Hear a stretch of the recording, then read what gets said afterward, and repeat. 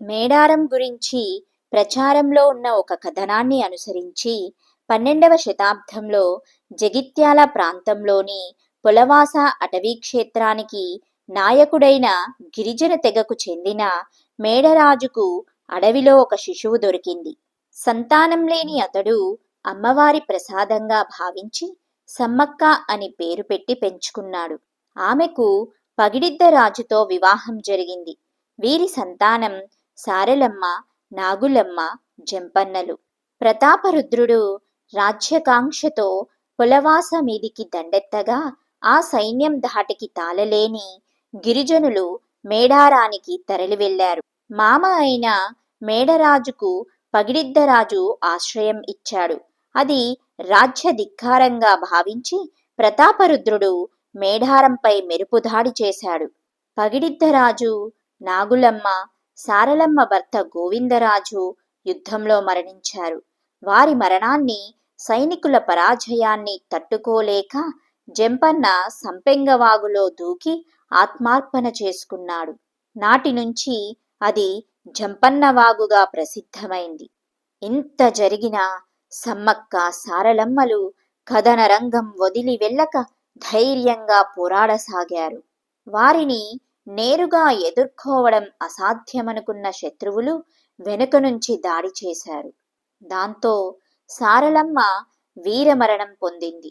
కత్తిపోట్లతో నెత్తురోడుతూ సమ్మక్క చిలకల గుట్టకు వెళ్ళి అక్కడ అదృశ్యమైంది.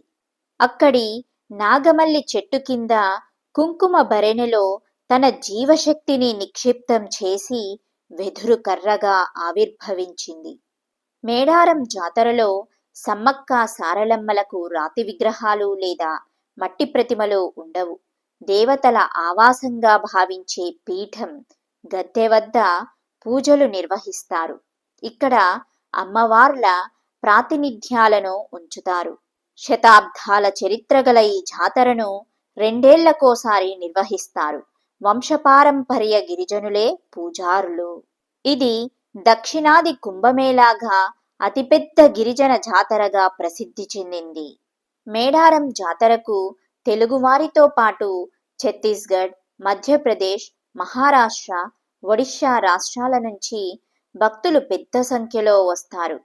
తొలి రోజు సాయంత్రం సారలమ్మను కన్నెపల్లి గ్రామం నుంచి గద్దెమీదికి తీసుకొస్తారు. మళ్ళీ జాతర వరకు ఆమె కన్నెపల్లిలో ఉండే దేవాలయంలో ఉంటుంది.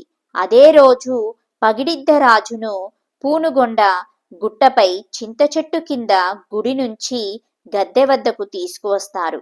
రెండో రోజు సాయంత్రం ప్రభుత్వ లాంఛనాలతో పూజారులు సమ్మక్కను తీసుకొచ్చేందుకు అడవిలోకి వెళ్తారు.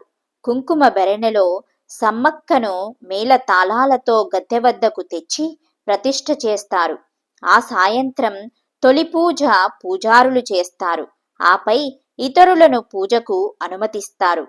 మూడో రోజు సాయంత్రం వరకు జాతర సాగుతుంది. 4వ రోజు కార్యక్రమాన్ని తిరుగువారం, దేవతల వనప్రవేశం అంటారు. అదే రోజున జాతర ముగిసిందని పూజారులు ప్రకటిస్తారు. అనంతరం పగిడిద్దరాజును పూనుగుండ్లకు, సారలమ్మను కన్నెపల్లికి, సమ్మక్కను గుట్ట మీద గుహలోనికి సాగనంపుతారు.